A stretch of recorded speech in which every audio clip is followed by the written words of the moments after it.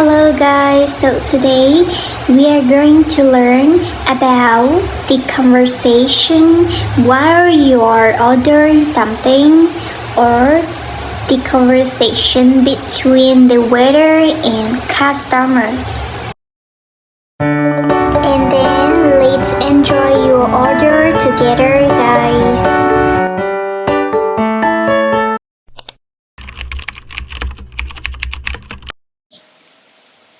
สบายดีเชิญนั่งเลยเด้อลูกค้าสนใจอยากสั่งหยังบ่เจ้าโดยสบายดีค่อยขอเมนูแดโดยเจ้านี่เด้อเมนูค่อยสั่งเฝองัว1ถ้วยแต่บ่ใส่เผ็ดเด้อและบ่หวานเด้อโดยลูกค้าต้องการหยังเพิ่มบ่เอาน้ำดื่ม1ตุกเด้อได้แล้วเดี๋ยวจักหน่อยต้องการหยังจึงสั่งเพิ่มโดยขอบใจเด้อโดยลูกค้าเชิญนั่งรอท่าแป๊บหนึ่งเด้อส่วนอาหารของลูกค้าแมนจะใช้เวลา 5-7 นาทีทางร้านของเราจึงพร้อมเสิร์ฟและในระหว่างที่ลูกค้านางถ้าทางร้านของเรามีบริการน้ำเย็นๆและก็ฟรีอยู่ถึงโต๊ะนี้ลูกค้าสามารถดื่มตามสบายเลยเด้อขอถามแด่ห้องน้ำไปทางใดน้อโดยห้องน้ำอยู่นอเด้อเลี้ยวซ้ายเลยเด้อลูกค้าโดยขอบใจเสร็จบิลเด้อเจ้าโดยลูกค้าทั้งหมดแมนเฝอ1ถ้วยและน้ำ1ตุกรวมเป็น 40,000 กีบเจ้าโดยนี่เด้อเงินนี่เป็นเงินทอนเด้อลูกค้าขอบใจเด้อโดยขอบใจบ่เป็นหยัง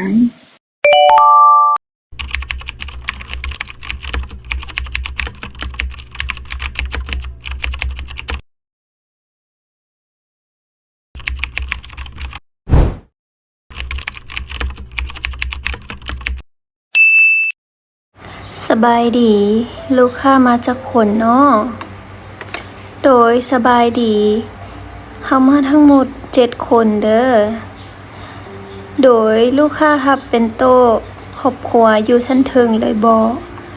เพราะว่าอยู่ชั้นลมนี้มีแต่โต๊ะรับได้4คนโอ้โดยพอดีเลย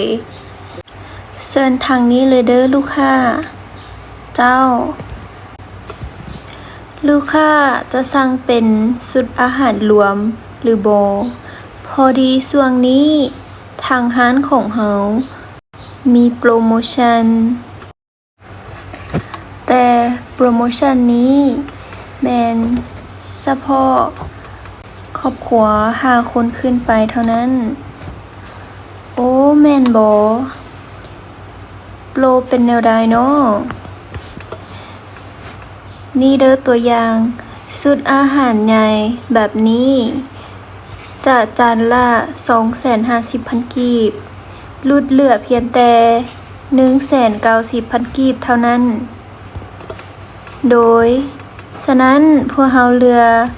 ชุดอาหารทะเลและชุดอาหารรวมพืชนี่เด้อและน้ำดื่มหัวเสือคนละตุกโดยหมดเท่านี้เนาะลูกค้าสามารถไปยืนถ่ายรูปงามๆอยู่ระเบียงเฮาได้เด้อเพราะทางร้านของเฮาจะมีบอนถ่ายรูปแบบธรรมชาติอยู่ต่อหน้าระเบียงเด้อโดยเจ้า